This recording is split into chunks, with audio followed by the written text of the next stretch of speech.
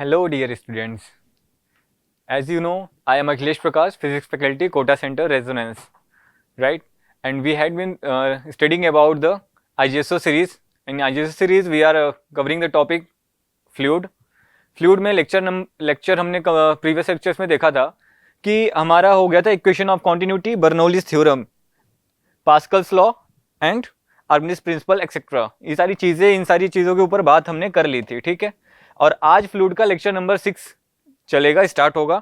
और lecture number 6 ही आज जो है फ्लूइड टॉपिक भी इसके साथ हमारा कंप्लीट हो जाएगा। तो आज के टॉपिक में लेक्चर नंबर 6 में हम देखेंगे कि विस्कोसिटी क्या होती है, टर्मिनल वेलोसिटी क्या होती है, स्टोक्स लॉ क्या होता है, इन सब चीज़ों के बारे में जानेंगे, right. So starting all lecture with the topic viscosity, right.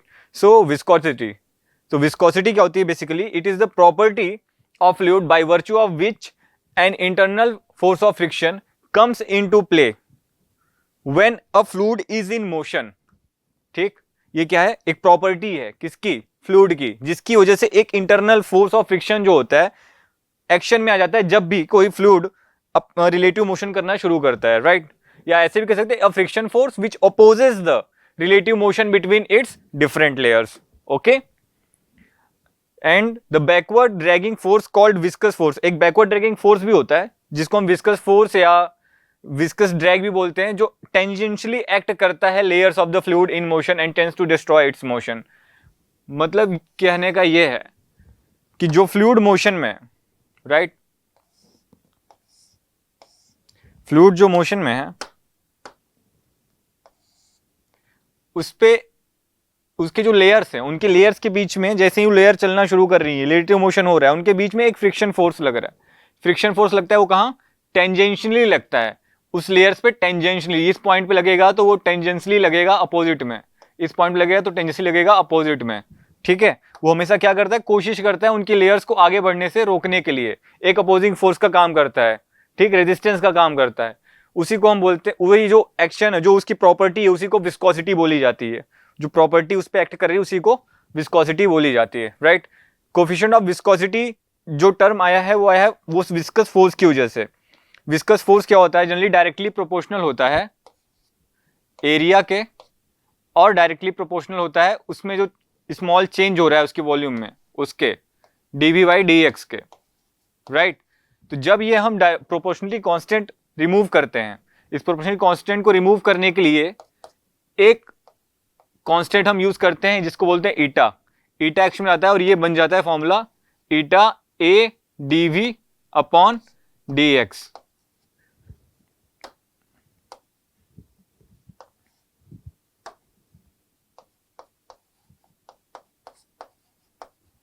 ठीक, ये, लेकिन इसके साथ एक नेगेटिव साइन ऐड होता है। अब नेगेटिव साइन क्यों लगाते हैं? ये सिर्फ ये शो कर रहा है कि जो विस्कस फोर्स है वो किसके अपोजिट में काम कर रहा है? जो रिलेटिव जो मोशन है, फ्लूइड का जो मोशन है उसके अपोजिट लग रहा है विस्कस फोर्स। फ्लूइड यदि इस डायरेक्शन में मूव कर रहा है तो इसके अपोजिट लग रहा है वो विस्कस फोर्स। नेगेटिव साइन यही रिप्रेजेंट करता है, ठीक है। अब मान लेते हैं कि a यदि 1 हो गया, if the value of a is 1 and dv by dx is 1, then the viscous force will be equal to viscosity of the fluid, right? Viscous force will be equal to viscosity of the fluid। तब क्या हो रहा है इस condition में कि जो coefficient of viscosity है, जो कोफिशिएंट ऑफ विस्कोसिटी है लिक्विड की, उसको हम अब यहाँ पे ये इस तरीके से डिफाइन कर सकते हैं कि वो टेंजेंशियल विस्कस फोर्स है। जब हम एरिया 1 ले रहे हैं, dv बाई dx 1 ले रहे हैं, तब हम कोफिशिएंट ऑफ विस्कोसिटी को डिफाइन कर सकते हैं कि वो टेंजेंशियल विस्कस फोर्स है जो रिक्वायर्ड होता है क्या करने के लिए? मेंटेन करने के लिए उस यूनिट वेलोसिटी को, जिससे वो वेलोसिटी ग्रेडियंट को, जिससे वो फ्लूइड मूव कर रहा है, जिससे फ्लूइड आगे बढ़ रहा है। दो पैरेलल लेयर्स के बीच में, दो लेयर हैं, उन दो पैरेलल लेयर्स के बीच में एक जो टेंजेंशियल विस्कस फोर्स चाहिए होगा मेंटेन करने के लिए उस वेलोसिटी ग्रेडियंट को, उसको अपोज करने के लिए, उसी तरीके से इसको डिफाइन कर सकते हैं। उसी को हम बोलते हैं coefficient of viscosity, right. Coefficient of viscosity का यूनिट क्या हो सकता है? सीजीएस यूनिट पॉइज है और एसआई यूनिट पॉइजल है। एसआई यूनिट पॉइजल है या डेका पॉइज भी बोल सकते हैं। क्यों? तो 1 पॉइजल इज इक्वल टू 10 पॉइज होता है, इसलिए उसको डेका पॉइज भी बोल सकते हैं, ओके। नेक्स्ट इज और Stokes law. Next topic is Stokes law. So according to Stokes law, the backward viscous force acting on a small spherical body of radius r of radius R moving with uniform velocity v through fluid of viscosity. कोई fluid है जिसकी viscosity है उसमें यदि कोई spherical body, small spherical body move कर रही है तो एक बैकवर्ड विस्कस फोर्स जो उस पर लग रहा है उसको हम कैसे दे सकते हैं, F is equal to 6 pi N R sorry eta R V. This sign is referred as eta rv, right? R is the radius of the spherical body and v is the uniform velocity, okay? और उसी अब देखो terminal velocity क्या होती है, तो terminal velocity जो होती है वो मैक्सिमम कांस्टेंट वेलोसिटी है, मैक्सिमम कांस्टेंट वेलोसिटी है जो एक बॉडी एक्वायर कर सकती है जब वो फ्री फॉल कर रही हो या गिर रही हो किसमें, एक विस्कस मीडियम में, ठीक है? एक विस्कस मीडियम में जब कोई बॉडी फ्री फॉल कर रही है तो उस बॉडी के द्वारा जो मैक्सिमम कांस्टेंट वेलोसिटी वो एक्वायर कर सकती है कि एक गिरने के बाद मैक्सिमम कांस्टेंट जो वेलोसिटी से एक बॉल को आप किसी ड्रम में डाल दो, किसी वर्टिकल वेसल में डाल दो, तो वो बॉल जब पानी में जाएगी उस मीडियम में जाने के बाद जो मैक्सिमम वेलोसिटी से वो नीचे जा रही है, जिस वेलोसिटी से वो नीचे जाएगी उसी को हम बोलते हैं टर्मिनल वेलोसिटी, राइट? तो ये स्फेरिकल बॉल है, मान लेते हैं स्फेरिकल बॉडी है। अब स्फेरिकल बॉडी जब रिलीज करी गई रेस्ट कंडीशन में, एयर में जब रहेगी, तो इसमें जब रेस्ट कंडीशन में तो कोई एयर ड्रैग नहीं है, कोई अपोजिंग फोर्स उतना लग नहीं रहा है जब वो रेस्ट में है। बट जैसे ही उसको रिलीज कर दिया, वो नीचे गिरते हुए कुछ स्पीड अप होगी, उसकी वेलोसिटी बढ़ेगी नीचे गिरते हुए। जब वेलोसिटी बढ़ेगी उस कंडीशन में फिर क्या होगा, उसमें ड्रैग इंक्रीज करने लगेगा, उसका अपोजिशन होने लगेगा, उसका रेजिस्टेंस होने लगेगा, कोई फोर्स उसमें नीचे से अपोज करना शुरू कर देगी, ठीक है? तो उस कंडीशन में देखो यहाँ पे वही क्या दिया था, स्टोक्स लॉ ने क्या बोला था, यही बोला था ना कि जो फोर्स है, रेजिस्टिव फोर्स है, वो किसके बराबर हो जाएगा, 6 पाई ईटा आरवी के। और यहाँ पे जब रेस्ट कंडीशन में तो फोर्स जो लग रहा है वो सिर्फ स्फेरिकल बॉडी के वेट की वजह से लग रहा है, ठीक है? तो 4 by pi r cube sigma g, ठीक? तो इसी से उसी बॉडी के डायग्राम से हम इक्वेशन क्या बना सकते हैं, उन दोनों फोर्स को बैलेंस जब करेंगे तो हमारे पास जो इक्वेशन बन के आएगी वो आएगी 6 pi n r v, sorry 6 pi eta r v, it is eta 6 pi eta r v plus 4/3 pi r cube sigma g. इन फोर्सेस को जब बैलेंस कर रहे हैं 6 pi n r v plus 4/3 pi r cube eta g delta g, okay, is equal to 4/3 pi r cube rho g, ठीक है? अब इस इक्वेशन को जब हम सॉल्व करते हैं तो हमें यूनिफॉर्म वेलोसिटी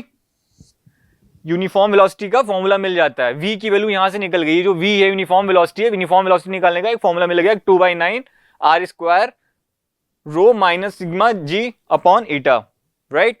जहां पे रो जो है वो डेंसिटी ऑफ बॉडी है, सिग्मा जो है डेंसिटी ऑफ लिक्विड है, ये कोफिशिएंट ऑफ विस्कोसिटी है ईटा, और जी क्या है, एक्सेलरेशन ड्यू टू ग्रेविटी है, and R is the radius of spherical body, right? इतनी चीजें क्लियर हो गई और इसी के साथ हमारा चैप्टर फ्लूइड कंप्लीट होता है। और अब हम देखेंगे कुछ न्यूमेरिकल्स के बारे में। सो पहला न्यूमेरिकल जो हम लिए हैं वो है water flows in a horizontal tube. एक हॉरिजॉन्टल ट्यूब है, इसमें वाटर फ्लो कर रहा है जैसा फिगर में शो हो रहा है, ठीक? The pressure of water changes by 600 newton per metre square.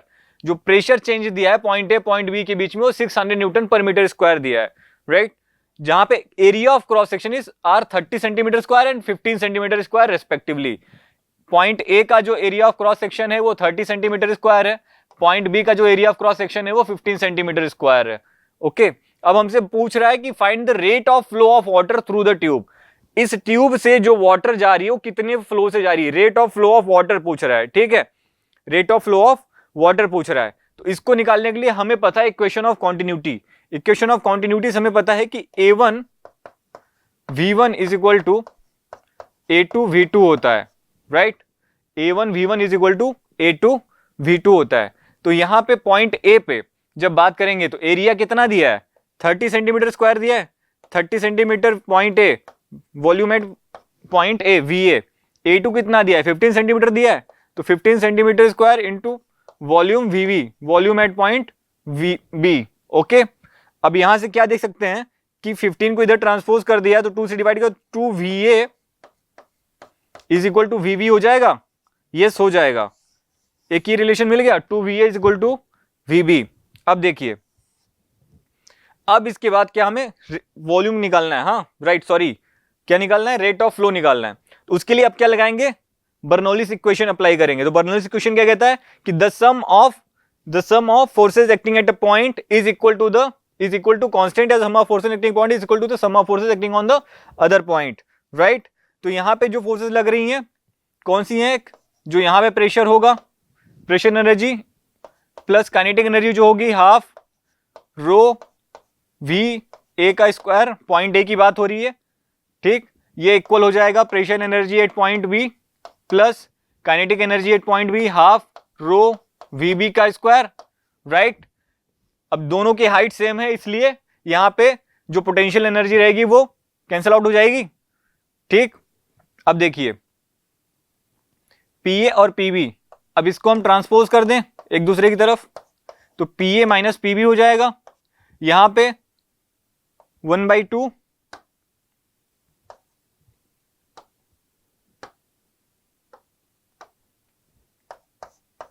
1/2 rho we b square minus 1/2 rho v a square हो जाएगा, यस और नो, ये हो गया। अब देखिए वी बी स्क्वायर की जगह हम क्या लिख सकते हैं, 2VA लिख सकते हैं, यस लिख सकते हैं। तो ये हो जाएगा 1/2 rho 2VA square minus 1/2 rho VA square, right. Okay, PA minus PB को हम क्या लिख सकते हैं, del P, difference in pressure. 1/2 rho common ले लेंगे दोनों तरफ से, 1/2 रो कॉमन ले लिए दोनों तरफ से, तो देखिएगा यहां है 2VA स्क्वायर, ये हो गया 4VA square, right, minus VA square.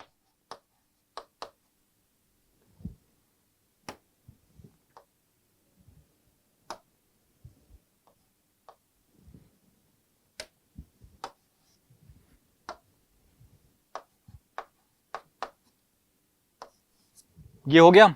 अब इसकी वैल्यू पुट कर देते हैं, कैसे, अच्छा 4VA square minus V square हम लिख सकते हैं क्या, 1/2 रो 3VA स्क्वायर, राइट।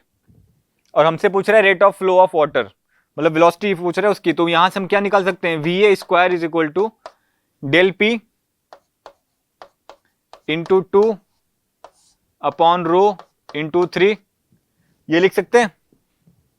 तो डेल P की वैल्यू क्या दी है, 600 newton per metre square into 2 upon rho कितना हो जाएगा वाटर का, 1000 इंटू 3, इतना हो जाएगा। अब इसको जब सॉल्व कर रहे हैं तो 2/5 आ जाएगा, 2/5। अब देखिए 2/5 आ गया, तो VA क्या मिल गया हमको, स्क्वायर में था ना, √2/5 आया। ये किस में है, मीटर पर सेकेंड में, इसको मैं सेंटीमीटर में कन्वर्ट करने के लिए इंटू 100 कर दूं, सेंटीमीटर पर सेकेंड आ गया, राइट। अब हमें क्या निकालना है, वॉल्यूम ऑफ फ्लो रेट या rate of flow of water. Volume of flow rate निकालने के लिए देखिए यहां देखिए वॉल्यूम ऑफ फ्लो रेट या rate of flow of water,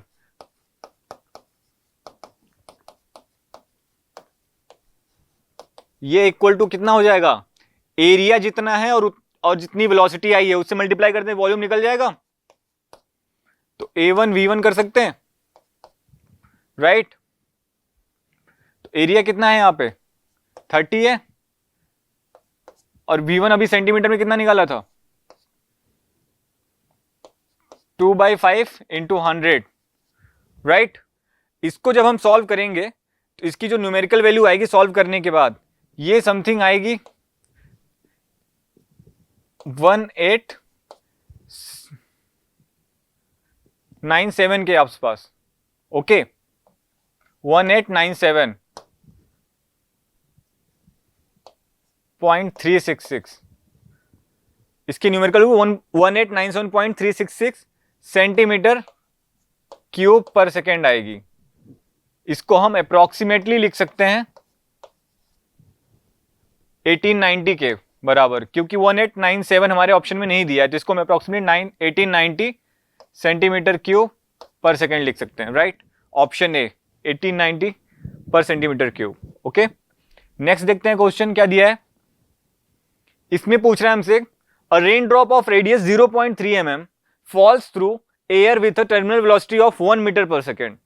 the viscosity of air is 18 into 10 to power -5 poise. Find the viscous force on the rain drop.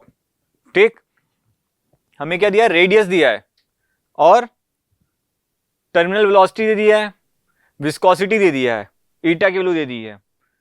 ठीक, तो क्या पूछ रहा है, विस्कस फोर्स। तो विस्कस फोर्स निकालने के लिए अभी हमने देखा था स्टोक्स लॉ में देखा था ना, Stokes law, according to Stokes law F is equal to कितना होता है, 6 पाई ईटा आरवी, यही होता है 6 pi eta RV, right.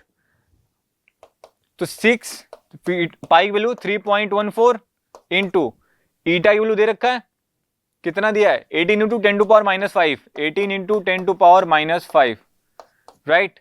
R की वैल्यू दे रखा है 0.3 mm, 0.3 mm दिया है। इसको जब हम सेंटीमीटर में लेके जाएंगे तो हो जाएगा 0.03। और v की वैल्यू कितनी दिया है, 1 metre per second. 1 metre per second को जब सेंटीमीटर में कन्वर्ट करेंगे तो हो जाएगा 100 सेंटीमीटर पर सेकेंड, राइट। अब इस न्यूमेरिकल वैल्यू को जब हम सॉल्व करेंगे तो ये समथिंग बन के आएगी हमारे पास 1017.36 इंटू 10 टू पावर -5 डाइन। ये डाइन में आ जाएगी, क्यों आएगी बता रहा हूं अभी। ठीक, इसको फिर हम ऐसे भी लिख सकते हैं 1.01736 into 10 to power -2 dyne. Dyne क्यों आएगी, क्योंकि 1 पॉइज इज इक्वल टू होता है 1 डाइन सेकेंड पर सेंटीमीटर स्क्वायर। ठीक, 1 पॉइज इज इक्वल टू होता है 1 डाइन सेकेंड पर सेंटीमीटर स्क्वायर। अब यहां देखिएगा, यहां पे क्या ईटा की जो वैल्यू दी रखी है वो किसमें दे रखी है, पॉइज में। किसमें दी है, पॉइज में, राइट। यहां पे ईटा की वैल्यू पॉइज में दी है, आर किसमें है, सेंटीमीटर में, तो इंटू सेंटीमीटर। वी किसमें है, सेंटीमीटर पर सेकेंड में है, सेंटीमीटर पर सेकेंड में। ठीक, तो पॉइज की जगह हम रखेंगे dyne second upon centimetre square into centimetre upon second. तो सेंटीमीटर स्क्वायर से दोनों सेंटीमीटर गया, सेकेंड से सेकेंड कट गया, तो कितना बचा, सिर्फ डाइन बचा यूनिट में, राइट। सिर्फ डाइन बचा, इसलिए यहां पे डाइन लिखे। और ये वैल्यू किसके इक्वल है, 1.018 इंटू 10 टू पावर -2 डाइन के। Option A is the right answer. Okay, next question देखते हैं। इसमें पूछ रहा है हमसे, an iron ball of radius 0.3 centimetre falls through a column of oil of density 0.94 gram per centimeter cube. It is found to attain a terminal velocity of 0.5 centimeter per second. Determine the viscosity of the oil given that density of iron is 7.8 gram per centimeter cube. Okay. अब देखिए इसमें क्या है, इस condition में हमको क्या दिया है, रेडियस दिया है, बॉल आयरन बॉल है तो मतलब स्फीयर है, तो रेडियस ऑफ स्फीयर दे दिया 0.3, ठीक है। ऑयल की डेंसिटी दे दी है, ओके, लिक्विड की डेंसिटी दे दी है, टर्मिनल वेलोसिटी दे दीजिए v, ओके। विस्कोसिटी पूछ रहा है, viscosity of the oil, coefficient of viscosity, और डेंसिटी दे दिया आयरन का। तो हमें याद है अभी हमने निकाला था यूनिफॉर्म वेलोसिटी का फॉर्मूला, यूनिफॉर्म वेलोसिटी या टर्मिनल वेलोसिटी का फॉर्मूला क्या निकाला था हमने, v इज इक्वल टू 2/9 और क्या r square rho minus sigma g upon eta. याद आया, ये फॉर्मूला भी पीछे हमने डिराइव किया था। ठीक, अब इसमें देखिए आपको क्या दिया, आर दिया है, डेंसिटी दी है दोनों, जी दिया है, ईटा दिया है। तो यहां से आपको ईटा निकालना है और वी दिया हुआ है, तो हम क्या लिख सकते हैं, कोएफिशिएंट ऑफ विस्कोसिटी या viscosity of the oil is equal to 2/9 R square density of oil minus density of body G upon V, right. अब इसकी वैल्यू रख देनी है हमको, तो 2/9 इंटू आर कितना दिया है 0.3 सेंटीमीटर, आर कितना दिया है 0.3 सेंटीमीटर, तो 0.3 सेंटीमीटर का होल स्क्वायर ब्रैकेट में 7.8 विस्कोसिटी ऑफ आयरन, मतलब डेंसिटी ऑफ बॉडी दिया है 7.8 माइनस डेंसिटी ऑफ लिक्विड 0.94, दोनों की यूनिट सेम है, ठीक है। जी की वैल्यू 980 रखेंगे, क्यों, क्योंकि सीजीएस में सारी यूनिट रखी जा रही हैं, अपॉन वी दिया है 0.5 सेंटीमीटर पर सेकेंड, ये हो गया 0.5, ठीक है। तो ये क्या बन गया 2.9 इंटू 0.3 है तो 0.09 इंटू 7.8 से 0.94 जब माइनस किए तो ये हमारे पास आ जाएगा 6.86 इंटू 980 अपॉन 0.5, राइट। अब इस वैल्यू को जब कैलकुलेट करेंगे तो फाइनल आंसर जो हमारे पास आएगा वो समथिंग आएगा 268.912 पॉइस, 268.912 पॉइस। तो option A is the correct answer for this question. Okay, next question पे चलते हैं। An object with uniform density rho is attached to a spring that is known to stretch linearly with applied force as shown below, right? When the spring object system is immersed in a liquid of density rho 1, जब इस spring object system को हम एक liquid rho 1 की density में of density rho 1 दिया है, इसमें जब इमर्ज कर रहे हैं जैसे फिगर में शो कर रहा है, तो स्प्रिंग जो है स्ट्रेच हो रही है एन अमाउंट x1, जो स्प्रिंग स्ट्रेच हो रही है वो कितने अमाउंट से x1 अमाउंट से। तो और इस कंडीशन में क्या दिया है कि जो रो है डेंसिटी है वो ज्यादा है रो 1 से, मतलब इसके पहले जो डेंसिटी है किसी लिक्विड की वो इस करंट वाली डेंसिटी लिक्विड के डेंसिटी से ज्यादा है, right. When the experiment is repeated in a liquid of density rho 2, इसी सेम एक्सपेरिमेंट को जब दूसरी डेंसिटी रो 2 में हम रिपीट कर रहे हैं तब क्या हो रहा है कि रो 2 जो है वो कम हो रहा है रो 1 से। रो 2 की डेंसिटी जो है, जो इस दूसरी डेंसिटी है लिक्विड की, वो कम है किससे, इस रो 1 से। Spring is stretched by an amount x2, और इस कंडीशन में जो स्प्रिंग स्ट्रेच हो रहा है वो अमाउंट x2 से हो रहा है, ठीक। तो neglecting any बॉइंट force on the spring the density of the object is, spring पे कोई भी बॉइंट फोर्स को नेग्लेक्ट करते हुए, सिर्फ स्प्रिंग का नेग्लेक्ट कर रहे हैं, ब्लॉक का नहीं, स्प्रिंग का, तो पूछ रहा है डेंसिटी क्या होगी ऑब्जेक्ट की, ठीक है। इस कंडीशन में देखते हैं दो केस बनेंगे। ब्लॉक है, ब्लॉक के ऊपर जब एक बार पूरे सिस्टम को एक लिक्विड में इमर्ज किया जिसकी डेंसिटी रो 1 थी, तो रो 1 वाले सिस्टम के केस में इस पे क्या लग रहा है, mg लग रहा होगा, mg लग रहा है, तो mg को क्या लिख सकते हैं हम, रो vg लिख सकते हैं, राइट। इस पे एक फोर्स लग रहा होगा kx1 स्प्रिंग की वजह से, एक इसका अपोजिंग फोर्स लग रहा होगा वेट की वजह से, तो इसको हम क्या लिख सकते हैं, रो 1 vg, राइट। ये जब उस लिक्विड में इमर्ज की जिसकी डेंसिटी रो 1 थी, जब इसी पूरे सिस्टम को हम दूसरे लिक्विड में इमर्ज करेंगे जिसकी डेंसिटी रो 2 होगी, तब ब्लॉक के ऊपर कौन कौन से फोर्स लग रहे होंगे, एक mg लग रहा होगा, ठीक है, और दूसरा kx2 एक फोर्स लग रहा होगा स्प्रिंग की वजह से, kx2, और वेट की वजह से एक फोर्स लग रहा होगा रो 2 vg, राइट। वेट की वजह से रो 2 vg लग रहा होगा, ओके। दो केस मिल गए हमको, ये फ्री बॉडी डायग्राम है इन दोनों केसेस का, जब पहली बार इस पूरे सिस्टम को उस लिक्विड में इमर्ज किया जिसकी डेंसिटी रो 1 थी, और दूसरी बार इस पूरे सिस्टम को उस लिक्विड में इमर्ज किया जिसकी डेंसिटी रो 2 थी, ठीक।